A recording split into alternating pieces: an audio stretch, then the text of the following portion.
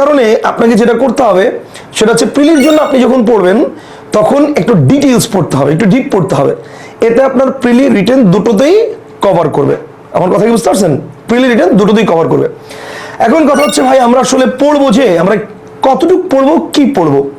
দেখেন সিলেক্টিভ কিছু বিষয় আছে, এই জিনিসগুলো পড়লে মোটামুটি আপনাদের এই যে মানে ভাইয়ের যে সার্কুলারে যে যে বিষয়গুলো দেওয়া আছে যে এই চাকরি প্রার্থী যারা আছেন তারা এই কোর্সের ভিতরে যুক্ত হতে পারবেন, তো সেই জায়গাগুলো কভার হয়ে যায়। সিলেক্টিভ কিছু বিষয় আছে, যেমন আমি যদি আপনাকে 3 স্টার টপিক বলি, যে এগুলো হচ্ছে আমাদের 3 স্টার টপিক।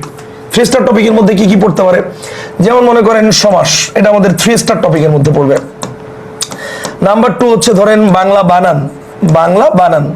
নাম্বার 3 হচ্ছে ধরেন সন্ধি, নাম্বার 3 হচ্ছে সন্ধি। নাম্বার 4 নত্য ও সত্য বিধান, নত্য ও সত্য বিধান, নত্য সত্য বিধান। নাম্বার 5 সেটা হচ্ছে উপসর্গ, নাম্বার 5 সেটা হচ্ছে উপসর্গ।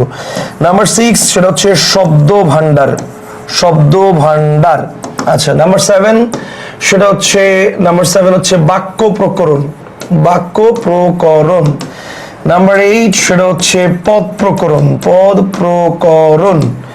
নাম্বার 9 সেটা হচ্ছে ধ্বনি তত্ত্ব, ধ্বনি তত্ত্ব। এন্ড নাম্বার 10 সমাস, বানান, সন্ধি, নত্য সত্য বিধান, উপসর্গ, শব্দভাণ্ডার, বাক্য প্রকরণ, পদ প্রকরণ, ধ্বনি তত্ত্ব, প্রয়োগ অপপ্রয়োগ। Very very important for bankers, very very important, প্রয়োগ অপপ্রয়োগ। ঠিক আছে? এবং এই প্রয়োগ অপপ্রয়োগের মধ্যে মানে আমরা যে প্রবলেমটা ফেস করি সেটা হচ্ছে একটা বাক্য যখন দেয়, বাক্য দিয়ে যখন বলে যে এই বাক্যের ভুল কোনটা বা এই বাক্যের মধ্যে কোন এটা সঠিক রূপ কি হবে, তো এই বাক্য পড়ে ম্যাক্সিমাম টাইম আমরা আসলে ভুলটাই বুঝি না।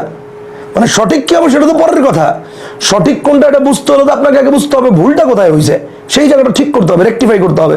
আর আমি তো ভুলটাই বুঝতেছি না, আমি রেকটিফাই কি করবো? আমার কথা বুঝতে পারছেন? সে ফর এক্সাম্পল আমি যদি